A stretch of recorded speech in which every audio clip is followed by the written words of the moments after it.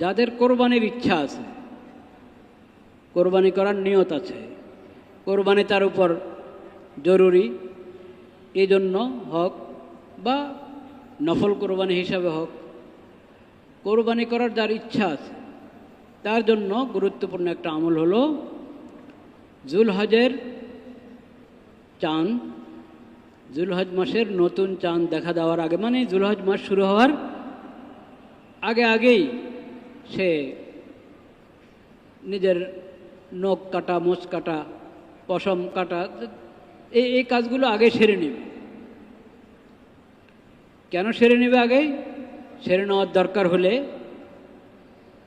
সেরে নেবে, কারণ জুলহজ মাস শুরু হওয়ার পর কোরবানি করা পর্যন্ত এই সময়টুকুতে ওই ব্যক্তির জন্য যে কোরবানির নিয়ত করেছে, এরাদা করেছে, তার জন্য বিধান হলো সে নখ কাটবে না, মোচ কাটবে না, শরীরের আরও যেই জায়গার পশম ফেলে দিতে হয়, অনেক দিন পর্যন্ত এটা রাখা যায় না, ওই জিনিসগুলো কাটার সময় এই 10 দিন না, জুলহজের প্রথম তারিখ, মানে প্রথম তারিখ বলতে চাঁদ দেখা দেওয়ার পর থেকে ওই রাত থেকে শুরু হবে কোরবানি করা পর্যন্ত, এই সময়টুকুতে আমি এই কাজগুলো থেকে বেঁচে থাকব।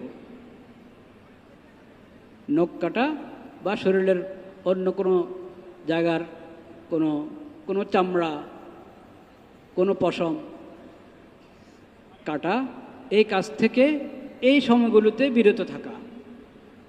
কি হিকমত এটাতে আছে, কি তাৎপর্য? অনেক তাৎপর্য থাকতে পারে, কিন্তু এটা বিধান।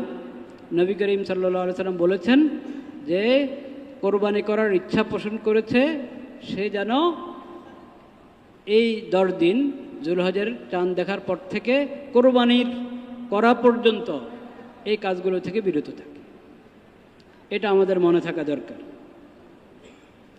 এটা গুরুত্বপূর্ণ সুন্নত।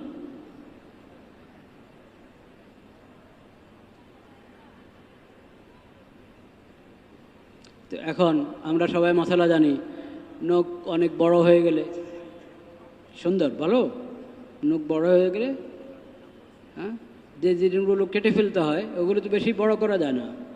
আগে থেকে এতদিন খেয়াল করি নাই, এখন যখন খেয়াল করলাম জুলহজ শুরু হয়ে গেছে, তো 10 দিন পরে আবার কাটতে হবে, তখন একটু অসুন্দর হতে পারে। হ্যাঁ, সেজন্য এটা হলো ওই আমলটার জন্য এই কথা, না যে ওই বিধানের অংশ না, এটা ওই বিধানটার উপর আমল করতে গেলে আমার সাধারণ যে বিধান সেই বিধানের উপর